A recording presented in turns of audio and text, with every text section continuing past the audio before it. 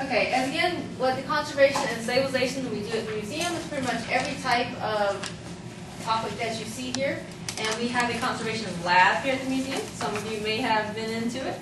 It's divided into two different sections. One is a section where we clean all the artifacts and stabilize them. Another is where we do photographs and do measurements and do condition reports. So any object that is ever brought to the museum goes into a conservation lab first.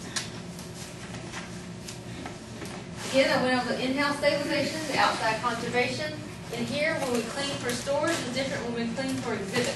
If a particular item has come in to be acquired by the museum, we will clean it for storage. Unless it's get ready to go on exhibit, then we can clean it for exhibit. Each one is done different types, and we'll go over that in a little bit. Now, how to care for your wedding gown is based on the topic here, the information that you have out in front of you. So if you just want to sort of follow along.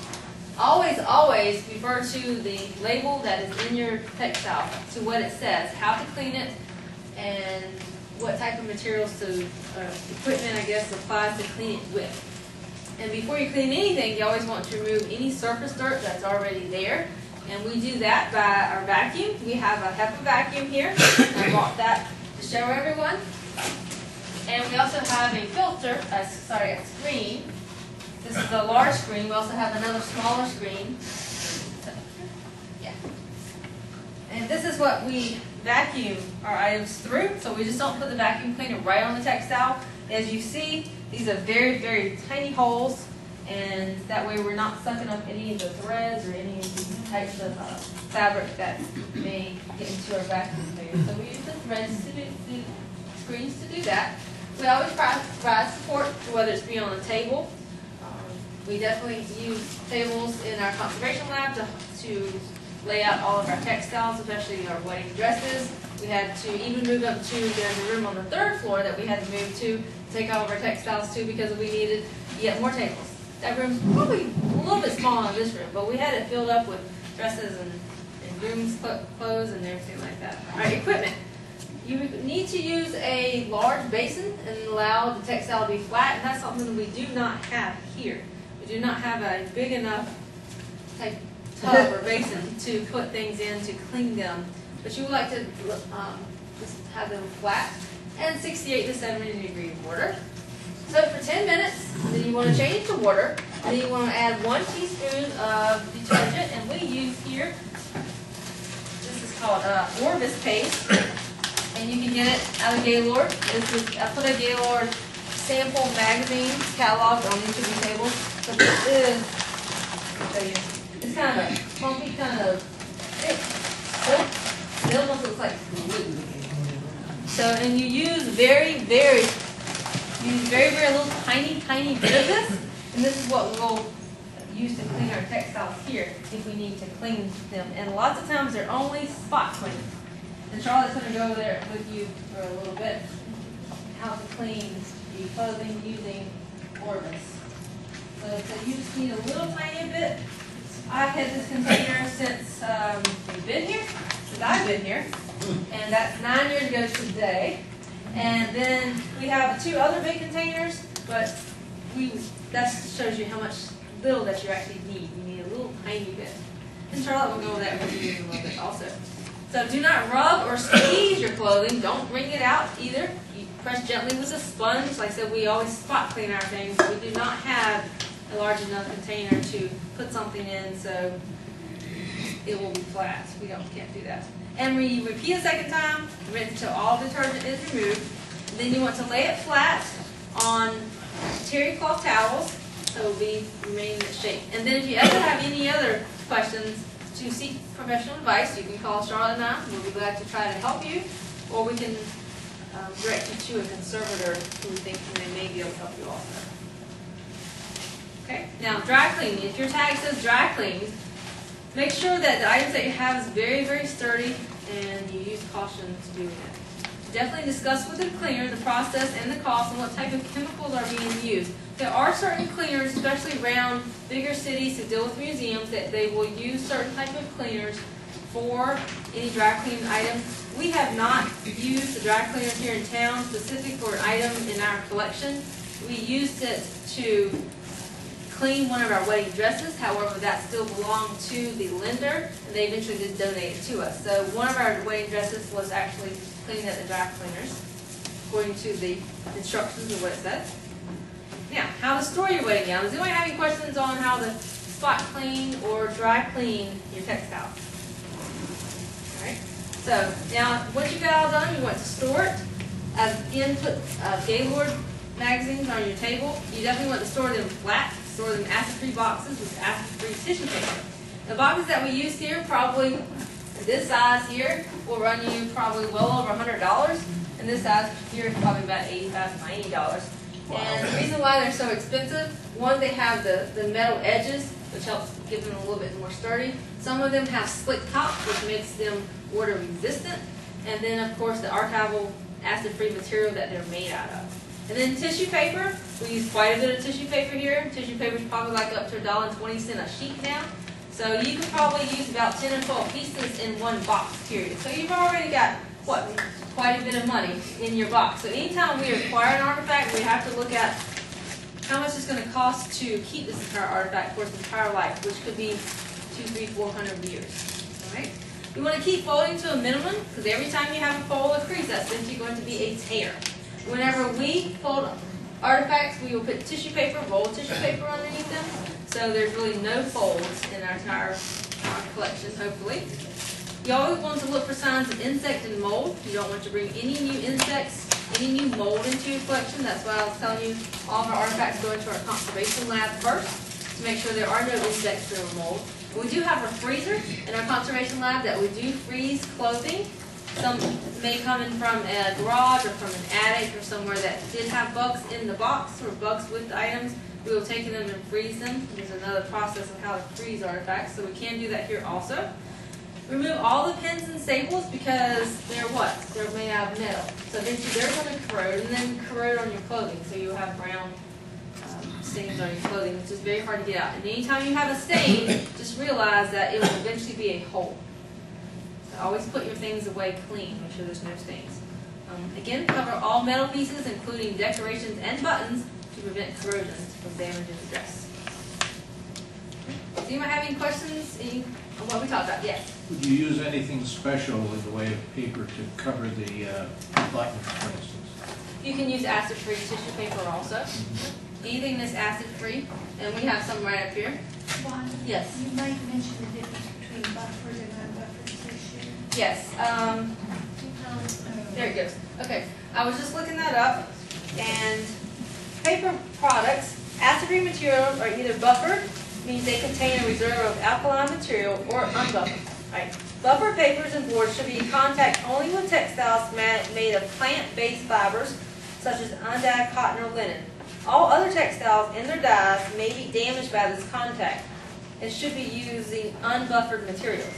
However, if you are unsure of the fabric or there's mixed fabrics or blends, choose unbuffered. In uncontrolled environments, paper and cardboard can also help to buffer changes in relative humidity. So that's your answer about buffered and not. Yes? Why would you use buffered then? If you look at some of the prices in here, as you see how much buffered is versus unbuffered, it depends on, if you had nothing, then buffered unbuffered would be better for it than having something.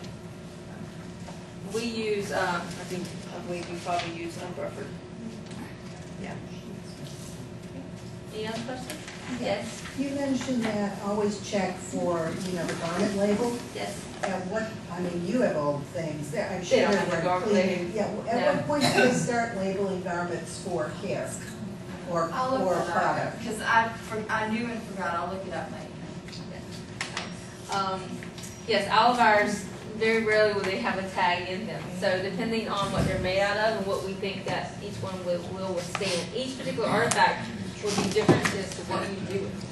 So you can't just in general have a broad, okay, you do all this for polyester, do all this for cotton, because each one's going to be a little different.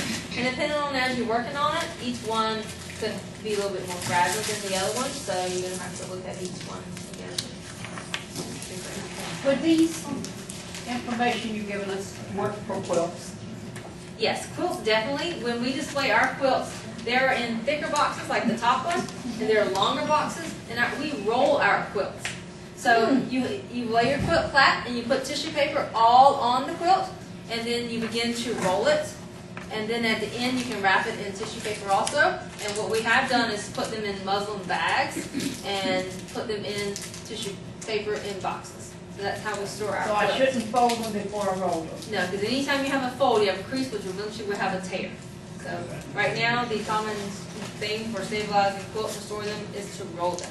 And plus, you can fit quite a few more. I don't know if you've ever been on vacation and you're running out of space. What do? You roll your stuff because you're running out of space. All right, always be mindful of light, the intensity of light, and the exposure can cause fading and embrittlement. Here, as tell Mr. Drain, we have UV protected cases, and then we have filters on our lights, and then we also have special UV lights that minimize all this lighting and exposure. In the wedding exhibit, the lighting there is a new type of lighting, so it looks a little bit different than our other galleries. It's all LED lighting in there, which is definitely will help a little bit more. It costs a little bit more, however, it's supposed to last longer. So that's why that gallery is a little bit brighter than the other one, but it is the less harmful on the artifacts there. Okay. In the humidity, this building, as you see, is the top. The third floor holds all of our heat and air system on both wings. Any of you have ever been in there on the third floor? It's quite a, seen the heat and air system. We have about a $1.5 million heat and air system here, and it's continually putting in humidity. We run the boiler and the air conditioning during the summertime also. So we are always trying to balance temperature and humidity. And humidity also helps control mold, so about 50% humidity. And then cold storage is ideal. You ever been in a museum and it's cold? It's always cold in here. You go in our galleries and collections, that's why. Because 66 to 77 in the summer and 59 to 68 degrees in the winter. So we try to keep them on. We have monitors in all of our galleries and all of our collections. And we also monitor them by a computer system that can tell you at any second what the temperature is in the building. And then Wayne Matthews, our facility manager, will adjust them as necessary. You have a question? No? No, so, All right, so now we're going to talk about your accessories that you might have. All right, if you have any shoes, the general thing is to pad the interior with acid-free tissue paper so it will keep its shape.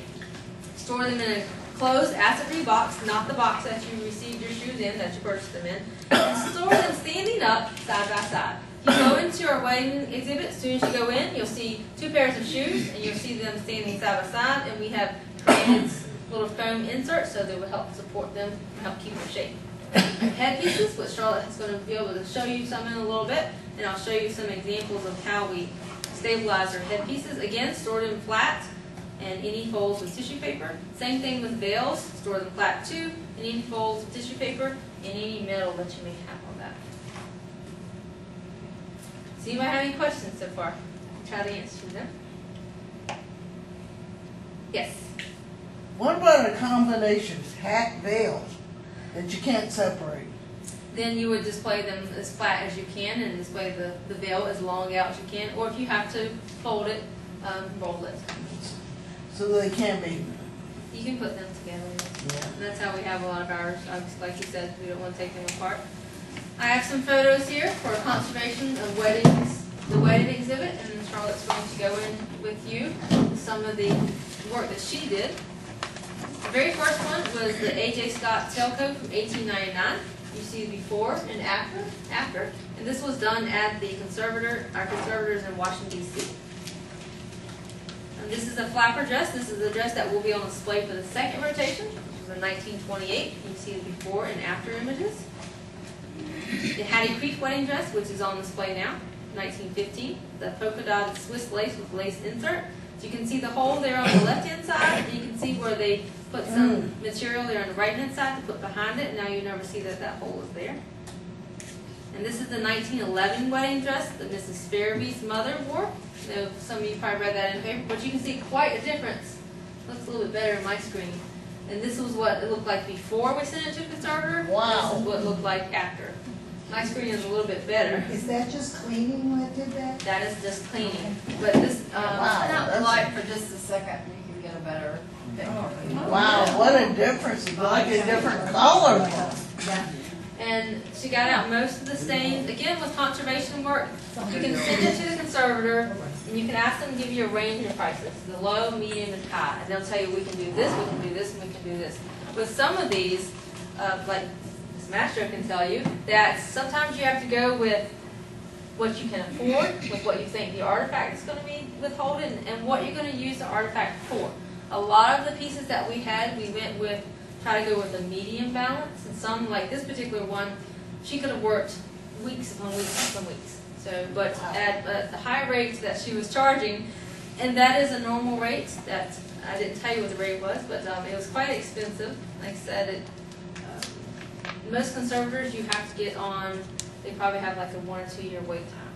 So that was another reason that withheld our exhibit coming to open, because in 5 years, because of the wait time it took to get these. And we had to send them in several batches so we could get them all conserved. Right. The last one is the 1932 Juliet cap, and this one had in-house stabilization. And I'm going to turn the program over now to Charlotte, who's be able to answer any questions for you. Does anybody have anything else? Any questions? You can see the pictures of both of these Juliet caps. They had multiple, just separation of the netting of the lace. The lace is 90% in very good condition, but the netting was deteriorating. I mean, spaces were missing, so they had just fallen out. It's like almost every time you touched it, it just would come apart again. So we had to encase it, just like Wanda was talking about some of the wedding gowns that the conservator did. We had to encase it in 2 layers of netting. I was fortunate enough at one of my thrift store, I love thrift stores, but one of my thrift store finds, I was able to find netting from like a 50s veil that didn't have any, a lot of modern fiber in it. It was torn in places. So I was able to take some of this netting to make the actual veil. There was no veil with it, but there were stitches so you could see it would have a veil. So when you see something that was not with the textile, but you know that it needs it, you can display a similar product. So I was able to take this, cut pieces of it to put under it, put the cap down on a form, and then sew it, the layers together. This is what Wanda was referring to, stabilization. Conservation would have been to try to conserve the fabric and pull all of the pieces together and like that. And I didn't have the time. I spent at least 40 hours on this cap anyway. So I didn't have the time to produce the net.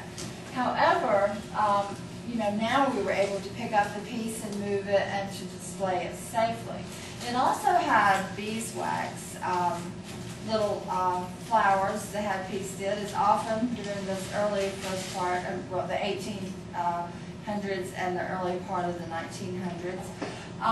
They used a lot of those trimming, and I'm not really trained in restoring that, but that is separate. But I was able to take the ear pieces off and the other pieces off to be able to restore that. So if you'll go up and look in the exhibit with the veil cases, you will see that that particular piece of our artifact. Coming up in the next exhibit, we have a veil that goes along with a dress, and this is in very delicate condition. We did, we did contact the conservator in Museum of History in Raleigh to ask her what could be done about this. As you see, this is pieces, and if I rolled it up separately to keep it in, the best condition we could. This cannot be stabilized. It's just every time you touch it, it starts falling apart.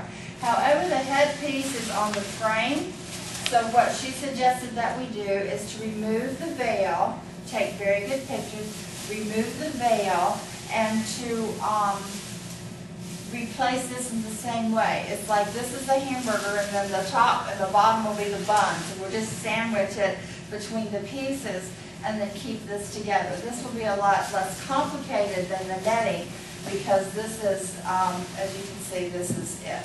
So that, we will be doing that because this will go on display. And I did measure the train and the face veil, so I do have enough netting that we'll be able to put a similar netting for that one. As you can see, these are two different colors because they were for, this was the one I used in the Juliet cap, which had a yellow tone to it, and this one is more white. So I was very fortunate in my $2 thrift store finds to be able to redo these wonderful pieces ready for display. So that's the difference with stabilization and, here's some of the buffer. Or it's another kind. Yeah, this is another kind of tissue paper. Yeah, it's not the buffer, it's not this. But they use that with, as well, the stuff to kind of coat this more fragile items. How long would that veil be? If I remember, it was 60-some inches long. The fingertip veil was 24 inches. This is the way that a lot of dresses are done even today. And it comes, you take it to the cleaners and you get it back and it's all wrapped up and you never open it again. So we're going to open this one. Wanda and I have opened it before, but we're opening it again to show you what this was like. This one has been donated to education. The veil that did come with it is on display right now, and the veil, this dress and the veil belongs to Gwen Gray Stevens, and it's about the mid-80s. So this is the way your box would come. You pay the cleaners. They normally ship them off to have this done. And Box in a box. yes, and this is the way this is the way you see your dress if you do decide to open it, which a lot of people never did. So we're opening this. We did open it in our workroom, and we actually removed the veil for display. But as you can see, this is this dress was first worn in the 60s by her mother, and you can see that there was a different kind of lace added. So I'm assuming that this dress has yellowed with age, and this was more of a poly content, and it didn't because of this fabric. Now there was no label. This is made homemade by someone, and the trim, as you see, the front trim looks very nice, but you can see the back has begun to turn. So even in preservation, and this is, we didn't see, I don't believe we saw very many stains. There are some on the front, but now had this dress been not cleaned, you would have found stains and things. You have to be sure. I can't say enough about things that are that you must be sure they are clean. So this is pretty well kept. However, it's better to keep them if you can't afford the acid-free boxes or you can't afford the acid-free paper. The best thing to do is to purchase unbleached muslin and to either just wrap it in that or to coat or to make a hanger or something like that.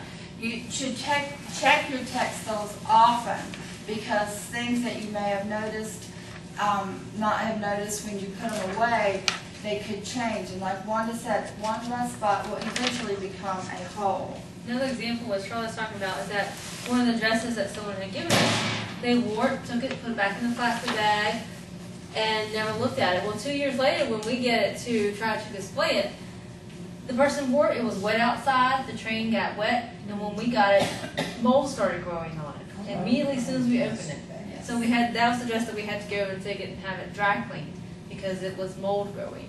And it didn't surface the day we opened it and looked at it, but when we went back the next day to look at it, the mold was slowly creeping up the back of the train. And that was in a cool room because we did have textiles in here.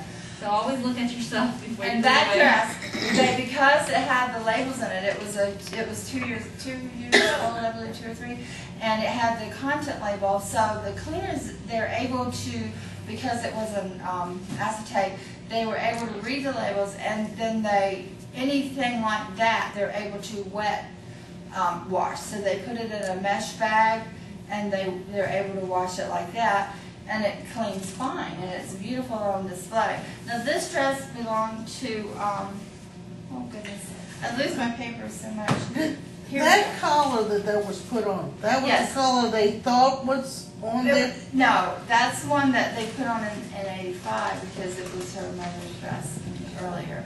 But they, she added the lace, so that lace must be pure synthetic because it would have been, it wouldn't have, you pretty much can't do any harm to polyester.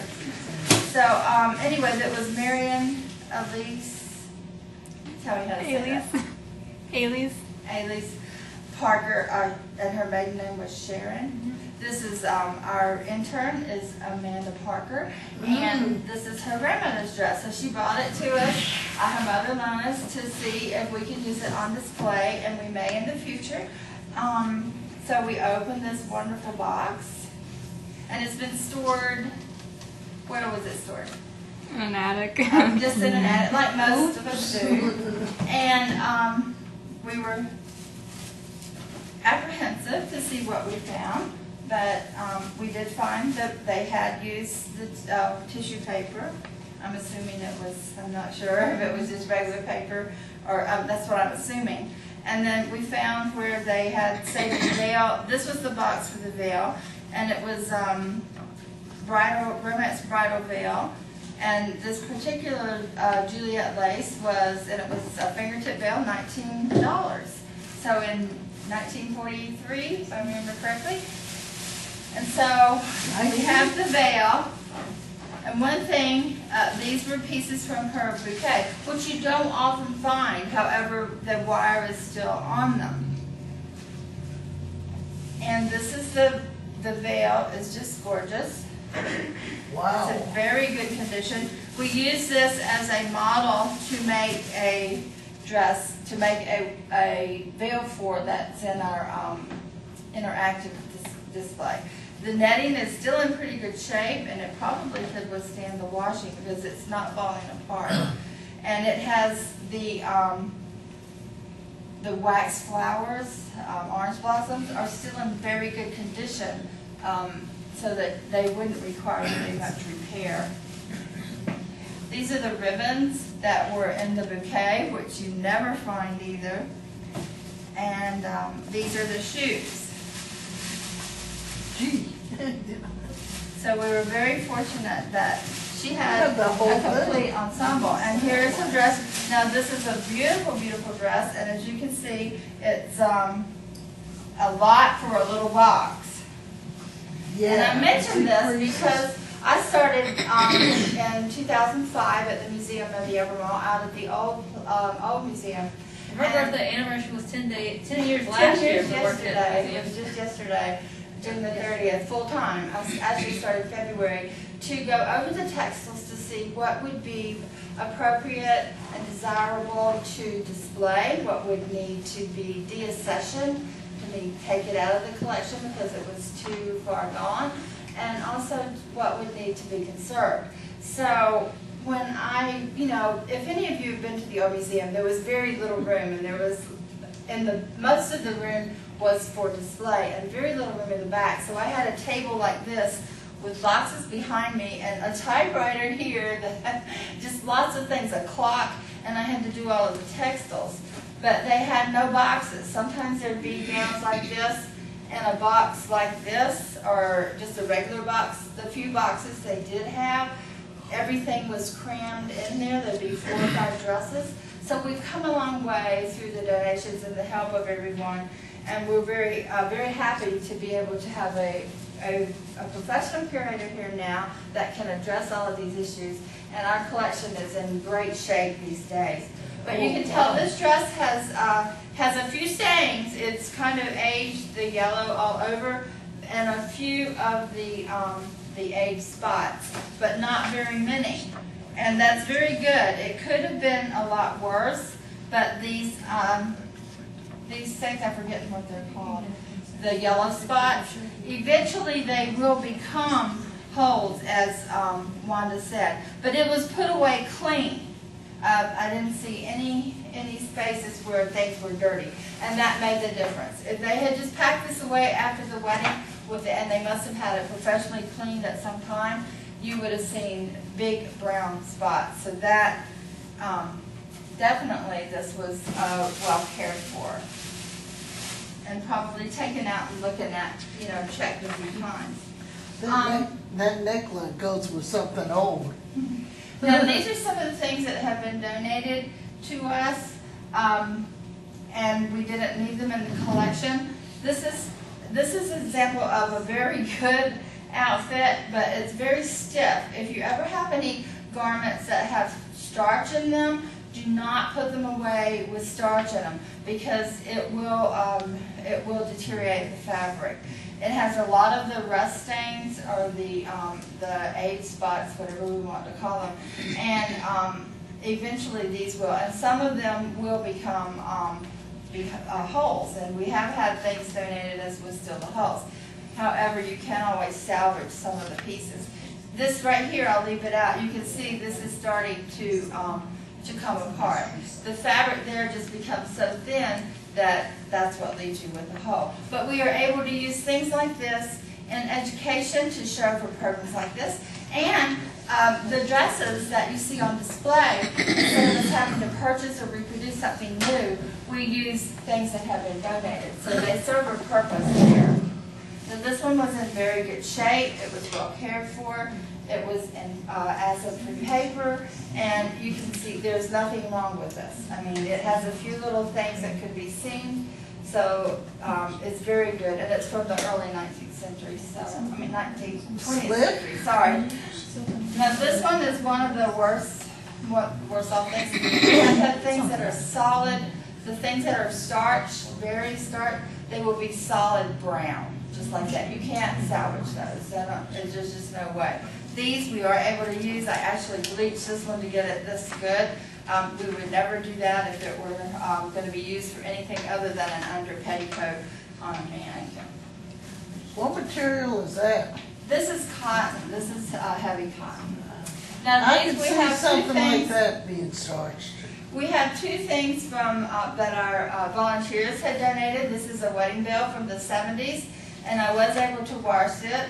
This is a fabric that has some poly in it, so it washed up quite nicely.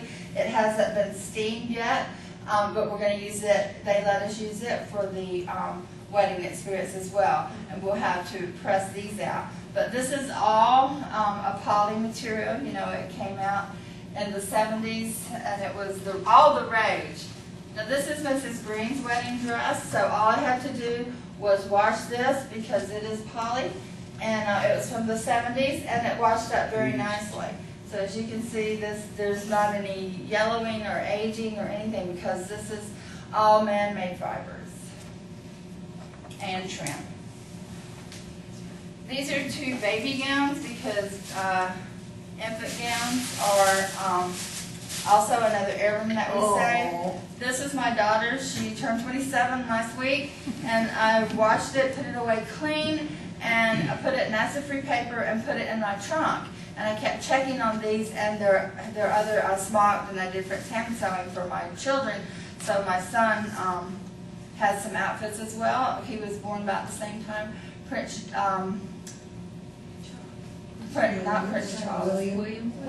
Williams was, I'm sorry. So I copied the little outfit off of McCall's magazine, and so he has his, and then I made this one for my niece. However, I guess they thought they put it away clean, but they gave it back to me because my brother, his daughter was like 25, and he noticed some stains on the front of it, so I'll have to use the Orvis paste to clean that. But I will go to the catalogs, order him an acid-free box. Now, christening gowns are very fortunate because they're small, so you won't have to buy a $100 box, and you can wrap it with tissue paper. You can stuff it. I would separate this has an underslip. I would separate that, and I would, if you had to make a fold, here, this is how you would do it. which would be neater about it, and you'd use new paper. These were from things that are on display. You would make a nice little roll and roll it like that. Make sure that there are no creases. I can see right here, this one was folded. I don't know if y'all can see that fold, but you'll be able to when you're here.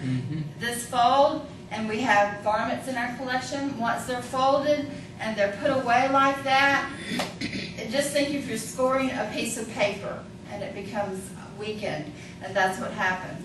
You should take the sleeves and just stuff the sleeves so that they have as few folds. There just isn't any way to get every fold out, but do every one, do them all that you can. I would also put a little tissue paper in the baby cap to save on that. And then if they're put away clean, if they're stored with the proper materials, they should last for generations to come. And this was one of the ribbons that came with Amanda's garment, her grandmother's dress. I did ask her, and I washed a little bit of the ribbon with the Orvis paste. It did make a little difference, but not as much, because quite unlike, this was fortunately kept between other layers of tissue. But as you can see, these dark spots, they may get a little lighter, and they should be washed. However, you can't rarely get all of them out. I'm not sure what conservators do to get them in the good shape that they do. But notice the gowns that we have had professionally conserved, they will still have some of the more stubborn spots left in them. But just, hope you can learn something from these today. We did mention stuff the shoes, I believe, so be sure to keep them from, to keep them from smashing in, just becoming flat and losing their shape. It's better to stuff the shoes. We will leave some of these things out. Are there any questions? Yes. Earlier, both of you have mentioned about rust in the garments and how difficult it is to get that out. So what would you do for rust and how product? How do you do that? The only thing I was using on my garments was is to use the Orvis paste. I don't know that anything else is recommended for that. But we can check with the conservator and get back with you on that. The best thing to do is to put things away clean, check them often, don't put any metal or any buttons. A lot of damage comes from the buttons. So we've seen, or the hook and eye. If it's a very, very fragile garment, I would remove them, because you can always put buttons and hooks and eyes back on. Just keep them in the same box that you have. Yes, ma'am. Remove them, where would you keep them? I would keep them either, they sell little boxes where they sell acid-free envelopes, or wrap them in the same tissue. Keep them with the garment, and they have boxes Just wrap just them in for tissue that. paper. Don't put them in a plastic bag. No, never put anything in a plastic bag. So, any other questions? All right, well, thank you for listening and being patient, and we want to remind you to come next month for the chocolate.